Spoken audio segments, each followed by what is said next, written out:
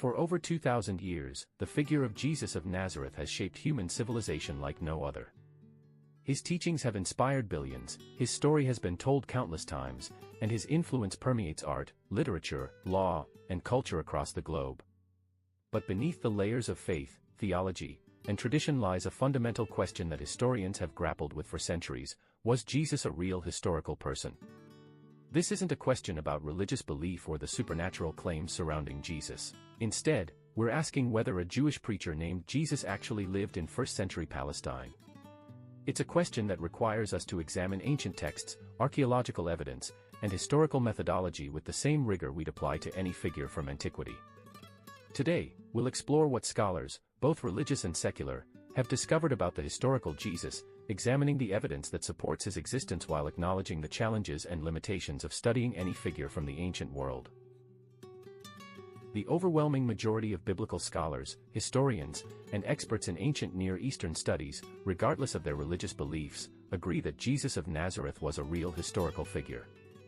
This includes atheist scholars, Jewish historians, and academics from various religious backgrounds.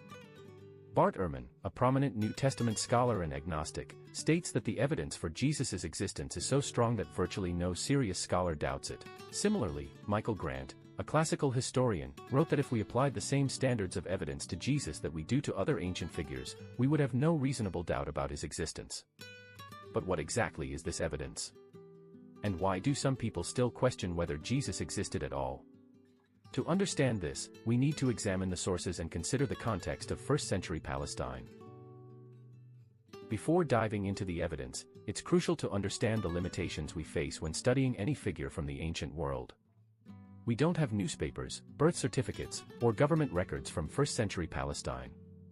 Most people couldn't read or write, and those who could primarily wrote about political leaders, military campaigns, or philosophical ideas.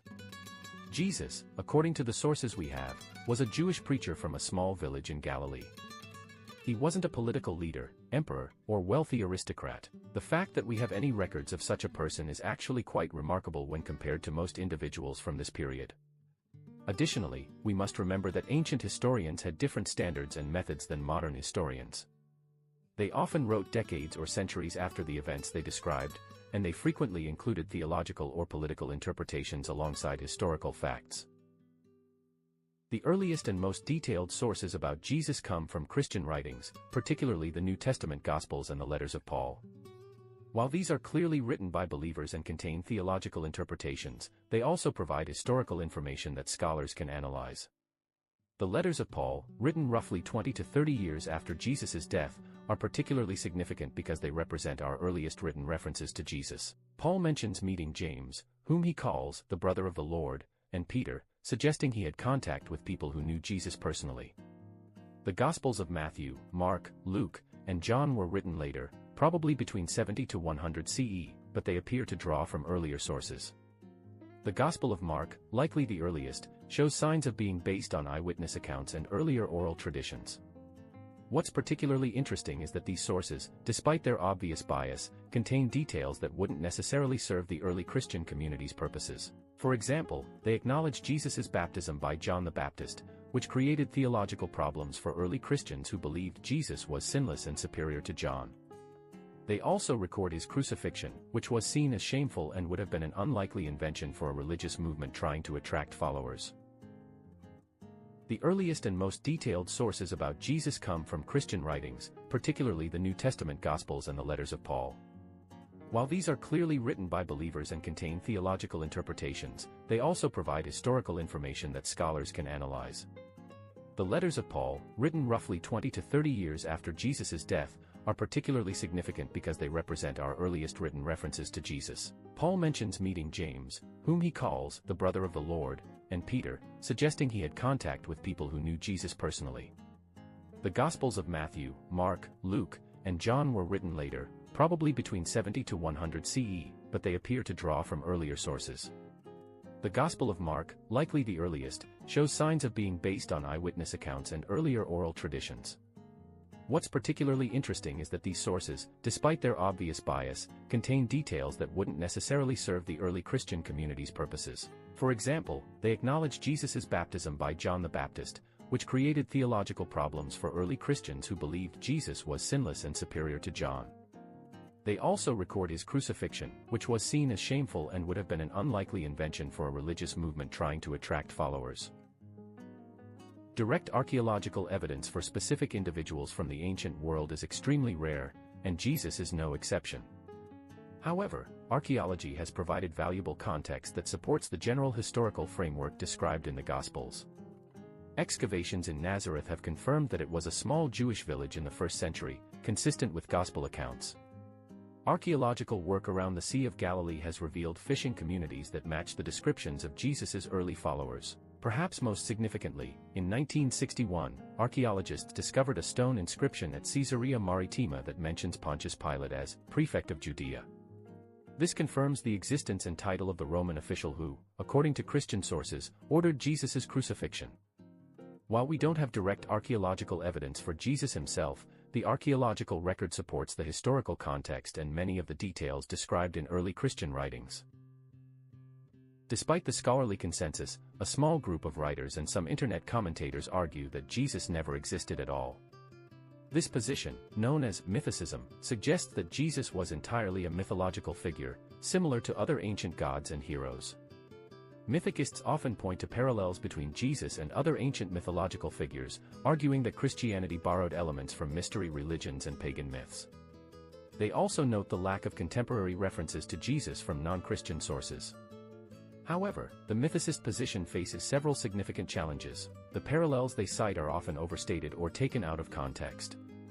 More importantly, their arguments often rely on conspiracy theories about how early Christians fabricated evidence and convinced both friends and enemies that Jesus had existed. The mythicist position also struggles to explain why early Christians would have invented a crucified Messiah, given that crucifixion was seen as shameful and the idea of a suffering Messiah was problematic for Jewish audiences. To evaluate the evidence fairly, historians use several criteria to assess the reliability of ancient sources. These include the criterion of multiple attestation. Details that appear in multiple independent sources are more likely to be historical. Jesus' baptism, his association with John the Baptist, and his crucifixion under Pontius Pilate all meet this criterion. The criterion of embarrassment. Details that would have been embarrassing or problematic for early Christians are more likely to be historical, as there would be no reason to invent them. Jesus' baptism, his crucifixion, and his rejection in his hometown of Nazareth all fit this criterion. The criterion of coherence. Details that fit with what we know about 1st century Jewish Palestine are more likely to be historical. Jesus' teachings, his conflicts with religious authorities, and the social context described in the Gospels all align with our knowledge of this period.